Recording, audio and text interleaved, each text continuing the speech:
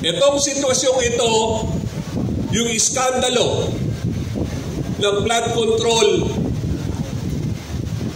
nagbukas po ng liwanag at kaisipan ng ating mga tao.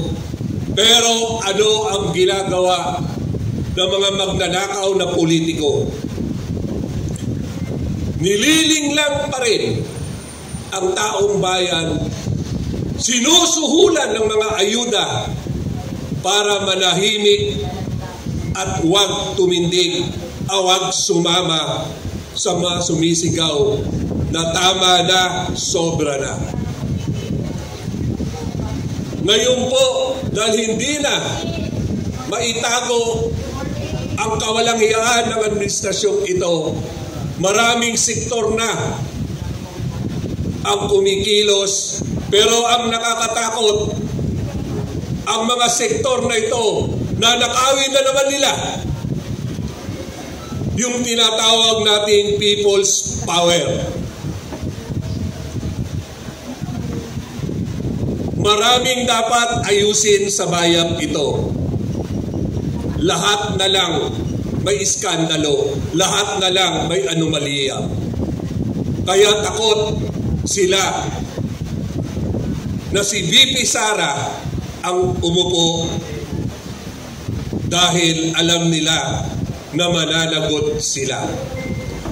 Mulat ako sa sitwasyon dahil exposed po ko kahit sa mga intelligence at armed forces organization.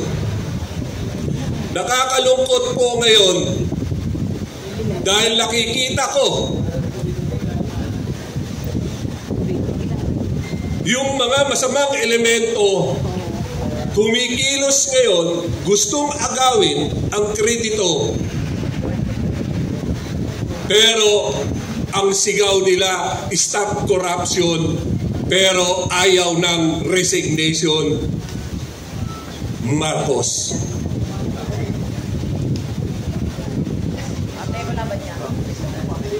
Gusto ko po na ipaalala sa inyo na dahil sa kaganiran ng mga nagpapanggap na leader po natin, nagagamit na naman po ang taong bayan. EDSA 1, ano ba ang dahilan? Napatay, pinatay, Ninoy Aquino. Sino ang suspect number 1? Pamilyang Romualdez, pamilyang Marcos. Dahil sa panindigan ng taong bayan, nagkaroon po ng panawagan ang dating tatay ni BBM ng snap election. Rampant ang dayaan, sumiklab ang taong bayan. Nakialam ang kaparian. Kaya nagtagumpay ang EDSA 1. Pero inaasahan nating pagbabago, nagbago ba? Ako po, sarili kong pananaw, ang dalawang salot sa lipunan at sa bayang ito, kaming mga politiko at ang mga oligarchs na nagpopondo sa mga politiko para masolo ang yaman ng ating bayan. Nakatutok sila sa kontribusyon. Halimbawa na po kay Senador Escudero, nagbigay ng 30 million allegedly yung isang kontraktor. Ang hirap kalaban ang mga taong nagpapanggap, ang mga politikong naglililis-lilisan. Alam naman nila lahat yan na walang mananalong national candidate dito liban kay Marcoleta na hindi pinopondohan ng mga oligarchs na ito. Sa maliit na milyon, pinalalaki nila. Samantalang daan-daang milyon na binibigay ng mga oligarchs na to, plus paggamit na helicopter, eroplano, at manpower nila. Ang kapalit, dapat priority sila sa negosyo, sa yaman ng ating bayan.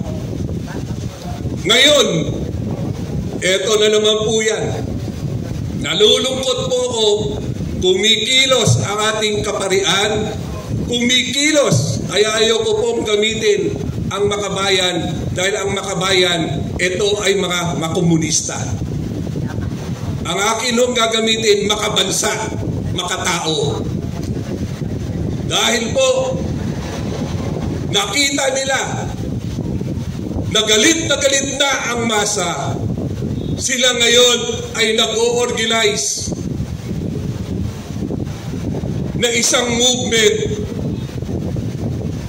para makuha ang mga ordinaryong tao.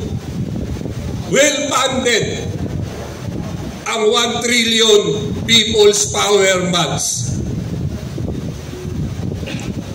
Kitang-kita po, saksi po ako, nandun po kami sa EDSA nung 21 pong yan.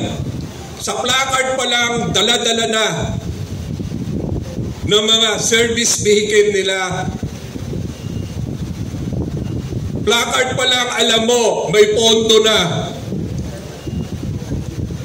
Maganda ang design, maganda ang layout, maganda ang frame. Ang ginagamit, makinis na kahoy. Sino ang may dala? Yung mga makakaliwang party list. Sino ang nag-organisa? Yung mga kaparian natin. Dahil yung ating pong simbahan may anomalya rin. Kaya galit sila kay Digong dahil si Presidente Tatay Digong lang ang nagsabi ng anomalya nila.